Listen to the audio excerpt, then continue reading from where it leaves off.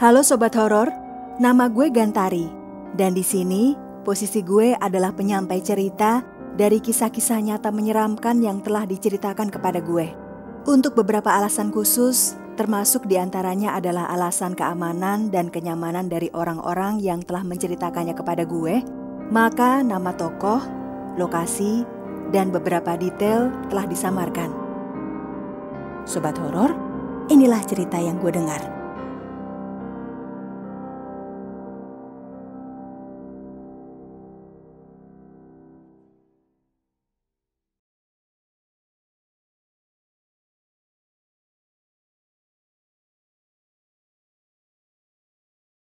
Kisah kali ini datang dari sahabat gue yang menceritakan kisahnya saat tahun lalu dia harus pergi untuk urusan pekerjaan keluar kota.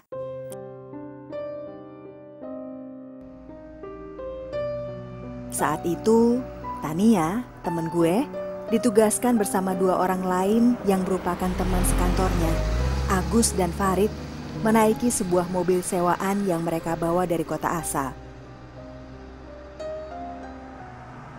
Mereka akhirnya benar-benar cabut sekitar jam 6 petang selepas maghrib.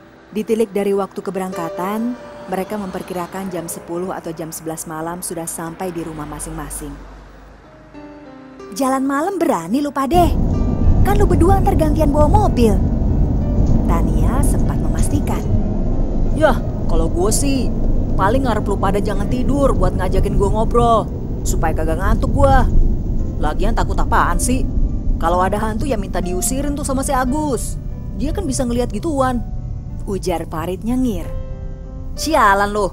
Kagak ada bercandaan soal hantu ya ntar. Malas banget kalau mereka datang beneran. Agus menggerutu. Jam menunjukkan pukul 8 malam, tetapi mereka baru sampai pertengahan jalan dan perut terasa sangat lapar. Lapar juga nih sob. Mampir makan dulu apa kita? Dari tadi sih ngemil melulu. Tapi belum beneran makan nih kita. Boleh aja sih. Mau makan di mana? Agus menyahut. Gue cek di Google deket sini mestinya ada warung soto sih ini. Sekitar 100 atau 200 meteran gitu di depan. Nama restonya Sumber Lestari. Gimana? Bukannya itu terkenal ya? Pernah masuk TV deh. Kalau nggak salah setiap orang keluar kota pasti mampir ke situ. Ada cabangnya juga sih. Tapi yang di daerah sini paling gede katanya. Itu bukan tuh. Di depan ada petunjuknya di pinggir jalan. Wah, benar tuh. Putar balik dikit coy. Mampir kita. Agus menimpali. Dan sampailah mereka di tempat itu. Sebuah warung soto, atau lebih tepatnya rumah makan soto, yang bahkan berada di jalur lalu lintas antar kota pada jam 8 malam masih cukup ramai pengunjung. Neon sign yang berada di pinggir jalan dengan jelas memperlihatkan nama rumah makan itu. Sumber Lestari. Ramai juga ya. Semoga kita dapat tempat nih. Aduh, tapi agak gelap ya. Atau cuma mata gua aja nih yang kelamaan mantengin jalan. Ya emang rada remang-remang sih. Tapi masih cukup terang lah. Masih ada tempat duduk tuh. Yuk. Tania menunjuk ke meja berbangku 4 yang berada di pojok ruangan. Pada mau pesan apa nih? Soto ayam, daging jeroan, komplit nih. Pilih santan atau bening juga bisa. Soto campur plus nasi deh gue. Lo pada mau pesan apa? Mas, mau pesan ya? Gue soto ayam aja deh. Lo apaan Gus? Farid melirik pada Agus yang dalam diam mengedarkan pandangan ke sekelilingnya. Gus, woi. Apaan? Lo mau pesen apaan? Gue gak pesen apa-apa deh. Jawaban yang membuat kedua temannya mengerutkan kening. Tidak sampai 5 menit setelah pesanan disampaikan pada pelayan resto, makanan yang mereka pesan datang dan langsung disantap dengan lahap sambil sesekali mereka berdua memuji makanan yang disajikan. Sementara kedua kawannya makan dengan lahap, Agus hanya memandangi mereka dengan pandangan aneh. Namun seolah tidak mampu berkata apapun. Aneh lo Gus. Bukannya lu juga kelaparan barusan. Lah ini kagak pesen apa-apaan. Gorengan di meja juga lu anggurin aja. Sebelum kita caps, mending gue cari toilet dulu deh. Supaya ntar gak repot juga. Rit, lo tolong sekalian bayar aja deh. Udah gak pesan apa-apa lagi kan? Jadi begitu gue kelar, kita bisa langsung lanjut aja, biar gak kemalaman. Dia menemukan petunjuk arah toilet dari kursinya dan bergegas mengikuti arah petunjuk itu. Namun sial baginya, karena antrian toilet mengular hingga 4 orang yang masih mengantri untuk satu ruang toilet. Karena merasa sudah tidak kuat menahan buang air kecil, akhirnya ia berlalu dari antrian dan mencoba bertanya pada salah satu karyawan restoran.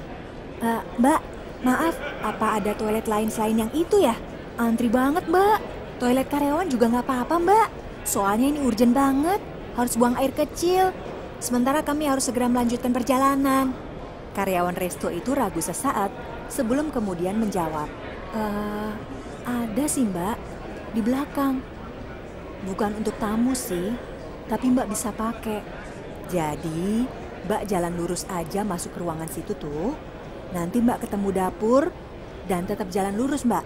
Mbak melewati lorong pendek dan di ujungnya ada kamar mandi. Silakan dipakai, Mbak. Oh, oke, Mbak. Makasih ya.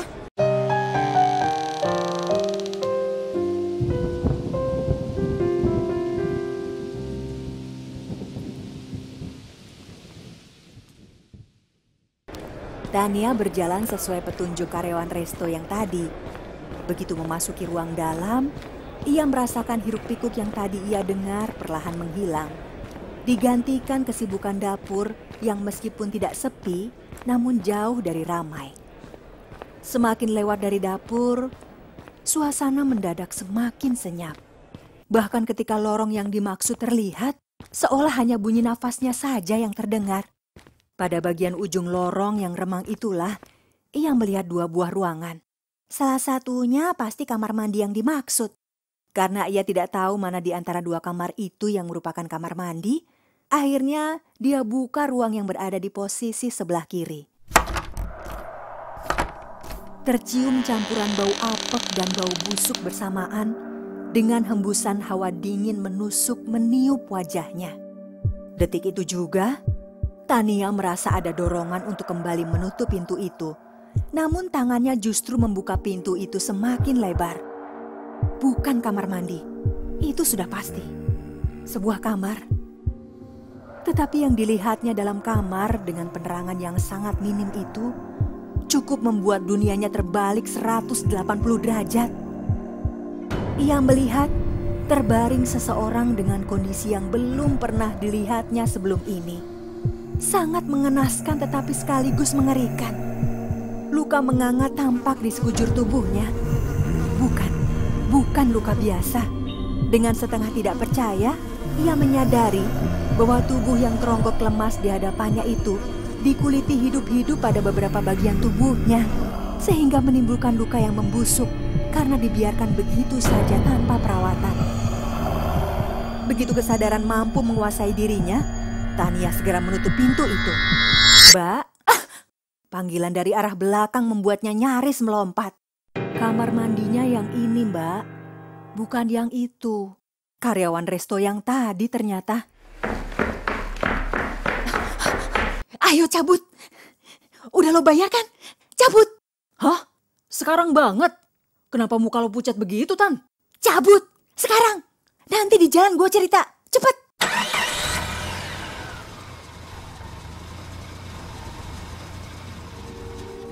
Di dalam mobil, Tania menceritakan apa yang dilihatnya di rumah makan soto yang mereka datangi.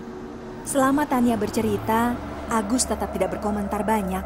Namun, setelah itu mulutnya mulai bersuara. Kayaknya sih, tuh tempat emang pakai pesugihan deh. Pesugihan? Pesugihan? Gue nggak tahu makhluk apa yang lo lihat, Tan.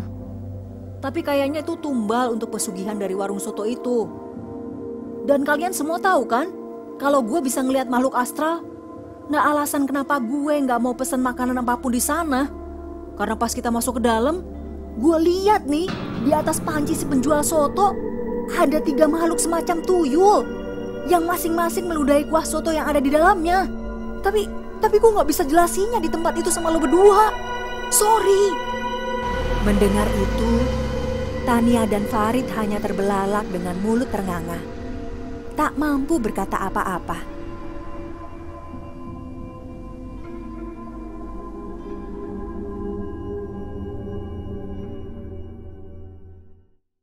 Sobat Horor, kisah yang sudah gue sampaikan tadi adalah cerita yang idenya datang dari kisah nyata pengalaman temen gue sendiri. Gimana menurut lo? Share di kolom komen ya. Dan kalau menurut lo kisah ini menarik, silahkan juga share ke teman yang lain. Kami akan sering berbagi kisah-kisah seperti ini dengan tampilan animasi Sobat Horor. So, jangan lupa like, subscribe, dan klik lonceng notifikasinya supaya kamu selalu tahu kalau ada video terbaru dari kita. Makasih banyak Sobat Horor.